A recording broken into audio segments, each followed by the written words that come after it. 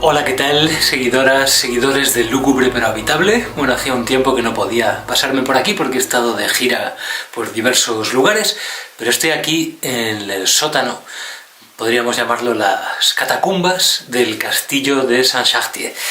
Y bueno, la verdad es que este es un lugar en el que Émeric de Lanssignac guarda una cantidad de objetos inexplicables que podrían dar para crear una auténtica enciclopedia. Estoy seguro de que cada objeto tiene una historia. Yo me he encontrado, por ejemplo, esta esfera, que me recuerda a esferas que usaban los magos en el siglo XIX, sobre todo un mago que se llamaba Okito, y que era capaz de hacer volar una esfera como esta.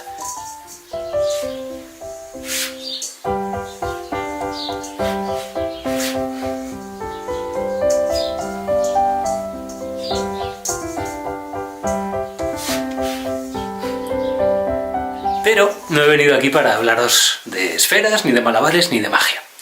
En realidad estoy aquí porque arriba, en el salón, hay dos vecinas de Émeric. Y bueno, siempre que vienen tienen la costumbre de ponerse a preguntar por los personajes que aparecen en los retratos que Émeric tiene en la pared. Pero hoy han preguntado por un retrato que a mí también me llama mucho la atención. Me llama la atención porque es el retrato de una chica que tiene una belleza innegable, pero no solo eso. Además de ser una belleza espectacular, es una chica que transmite una sensación de nostalgia, de tristeza, de misterio, como si tuviera una sombra que planeaba sobre su cabeza. Y cuando le han preguntado, Émeric ha dicho, sí, bueno, esta es Marie-Denise. Denise, por fin sabía su nombre. Yo llevaba años viéndola en los retratos de la pared y no me había atrevido a preguntar. Y Émeric ha dicho, oye, Dabel, ¿por qué no te bajas al sótano? Ahí donde hay cosas de mis antepasados, seguramente si buscas un poco encontrarás algo sobre Marie-Denise. Y aquí estoy. Aquí estaba yo, busca que te busca, y no encontraba nada. Y cuando ya por fin me iba a ir, como yo tengo la costumbre de hablar solo, se me ha ocurrido decir, bueno, pues otro día vendré a buscarte, Denise. Y al decir Denise, ha pasado lo que acabáis de ver. Otro día vendré a buscarte, Denise. Esta maleta ha comenzado a moverse sola. Denise. Marie-Denise. Ok. Todavía no me he atrevido a abrirla. Le he puesto a grabar por si pasa algo, así que vamos a mirar a ver qué hay dentro. Marie-Denise. Aquí supongo que se nos explica la historia de esta enigmática chica y que os la vamos a poder contar después, pero por ahora voy a cotillear. Ok, aquí hay 3 guantes con las iniciales MD de Marie-Denise. Un guante para la mano derecha y 2 para la izquierda. Voy a subir a preguntarle a Émeric de Lanssignac a ver si nos puede explicar el misterio de la chica de la foto. Bueno, pues en cuanto he subido con la maleta y le he enseñado a Émeric los 3 guantes, ha recordado un montón de detalles, incluso ha sacado algunos archivos sobre esta chica de halo triste y nostálgico, cuyo nombre completo era Marie-Denise de Frossardière. Marie-Denise de... Denise, por favor. Marie-Denise de Frossardière fue la hija única de la hermana del tatarabuelo de Émeric. Y nos ha contado que falleció en 1845, pero que no está su tumba en el panteón familiar. Tienen un panteón aquí en el pueblo de Saint-Chartier, pero no está Denise. Esta chica, dotada de una belleza y de una elegancia y de una finura en sus rasgos espectacular, nació con polimelia. La polimelia es una enfermedad, una deformación por la cual las personas nacen con más miembros, más extremidades de la cuenta. Y concretamente, como ya os podréis imaginar por los guantes que encontramos en la maleta, Marie-Denise de Frossardière nació con 2 manos izquierdas y una mano derecha. Claro, si hubiera nacido en la India, como nos dice Émeric, tal vez la habrían considerado como una diosa, ¿no?, de múltiples brazos, pero no, la pobre vino a nacer en Le Berry, que es la parte más profunda de la Francia más profunda. y además en el 1800, una época en la que las deformidades no eran cuidadas como ahora, ¿no? Que hay centros, que hay ayudas, que hay una conciencia, ¿no? de cuidado para las personas que lo necesitan porque nacen con un problema. Y su familia, para protegerla, tomó una decisión. La familia de Emmerich decidió que no podían tener a una persona deforme, que es como la consideraban en la época, por allí, por el pueblo, porque iba a ser el hazmerreír, porque la iban a tratar mal, porque la imagen de la familia iba a estar dañada, y entonces decidieron no dejarla salir nunca.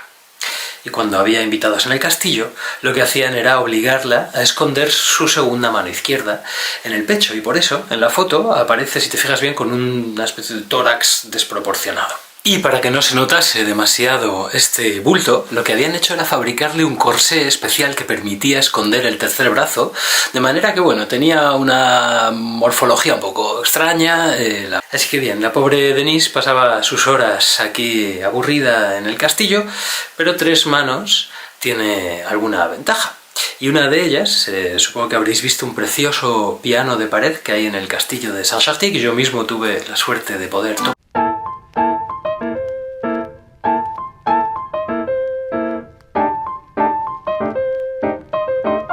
Ese piano era el mejor amigo de Denise.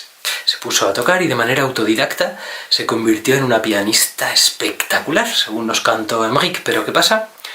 Que nadie podía oírla, porque nadie podía verla, porque no querían que se viera que tenía tres manos. Así pasaron los años, y no sé si recordaréis, por otros capítulos de Lúgubre pero Habitable, pero al lado del castillo de Saint-Chartier, en el pueblo de Noanvic, vivió la famosa escritora George Sand. Y George Sand, que fue una escritora célebre, muy moderna, una de las precursoras del feminismo, George Sand tuvo una serie de amantes en su vida, porque era una mujer muy libre, a pesar de estar en el 1800, y uno de sus amoríos fue con Frédéric Chopin. Pues bien, estos eran los vecinos del castillo de Saint-Chartier, y muchas veces pasaban por allí a tomar algo, y siempre toda la gente que estaba en el castillo escondían a Denise o la obligaban a taparse la mano. Pero el destino tiene una manera muy curiosa de propiciar encuentros, y un día, yendo George Sand y Frédéric Chopin en su carroza, una rueda se rompió en 1000 pedazos, provocando prácticamente un accidente del que salieron ilesos. Pero este accidente fue en las puertas del castillo de Saint-Chartier. George Sand, como llovía, llamó a la puerta del castillo y dijo: por favor, tenemos una emergencia, dejadnos pasar. Y claro, el ama de llaves no podía decirle que no. Pero habría querido decirle que no, porque en ese momento Denise estaba escondida en el cuarto del piano tocando las variaciones Rube Goldberg de Bach. Y claro, imaginaos cómo tocaría Denise con las tres manos, porque ella tocaba el piano con tres brazos, con sus tres manos perfectamente sincronizadas. Cuando Chopin escuchó esto, prácticamente se volvió loco, porque él era uno de los mejores músicos del mundo en aquella época y nunca había oído a nadie tocar como estaba tocando la persona que estaba allí encerrada en la habitación. Después de oír cómo tocaba el piano la niña del castillo, que apenas tenía 17 años, Chopin comenzó a insistir para conocerla y lo consiguió. Tanto fue así que consiguió que Denise fuera su alumna de piano. Eso sí, sus padres le dijeron que jamás le mostrase su tercer brazo. Así pues, la buena de Denise, cuando acudía a estas clases con Chopin, que le encantaban, metía su tercer brazo en el corsé y tocaba con los otros dos, que aún así tenía un buen nivel, pero delante de Chopin solo tocaba con dos brazos, y aún así se generó entre ellos una unión especial. Denise empezó a florecer, empezó a sentirse en la gloria, porque a pesar de no poder mostrar su deformidad, tenía por fin contacto con el mundo exterior, tocaba el piano con uno de los mejores músicos de la historia y podía salir del castillo. Tanto fue así que George Sand, la gran escritora, precursora del feminismo, sufrió un ataque de celos bestial. Y escribió una carta a la madre de Denise, la mandó al castillo diciendo que no le parecía correcto que Denise siguiera tomando clases con Chopin. La madre de Denise accedió porque no tenía ninguna razón para enfadarse con su vecina la escritora, y porque además se dio cuenta de que se trataba de un ataque de celos de difícil solución, y Denise se vio de nuevo recluida a la vida monacal del castillo. Otra vez no la iban a dejar salir. Una noche como cualquier otra, durante la cena en el castillo, la madre de Denise tiene la bonita idea de comentar que George Sand y Chopin se han ido de viaje a Gargilles-Dampierre, como dos tortolitos. Denise la mira de reojo, se muerde el labio, aprieta los 3 puños, pero no dice nada. Y sin embargo, al día siguiente, se encierra en el cuarto del piano y empieza a tocar magistralmente una marcha fúnebre compuesta por Frédéric Chopin, la sonata número 2. Lo que nadie sabe desde fuera, al escuchar la sonata, es que Denise está tocando el piano tan solo con 2 de sus 3 manos, porque la tercera mano, el tercer brazo en discordia, se acerca despacio y tal vez titubeando a un pistolón que le había robado a su padre, y sin dejar de tocar la preciosa marcha fúnebre de Chopin, acerca el pistolón a su sien y, presa de la desesperación, aprieta el gatillo.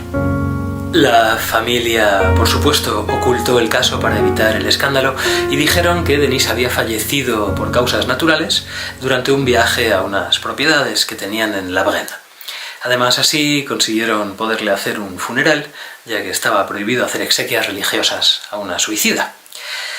Émeric, cuando nos contaba esto, os puedo asegurar que estaba realmente tocado, incluso contagiado de la angustia y la desesperación que debió sentir esta pobre chica, simplemente por haber nacido con una deformidad que no solo no le impedía hacer nada, sino que le daba un talento espectacular que nunca pudo mostrar al mundo.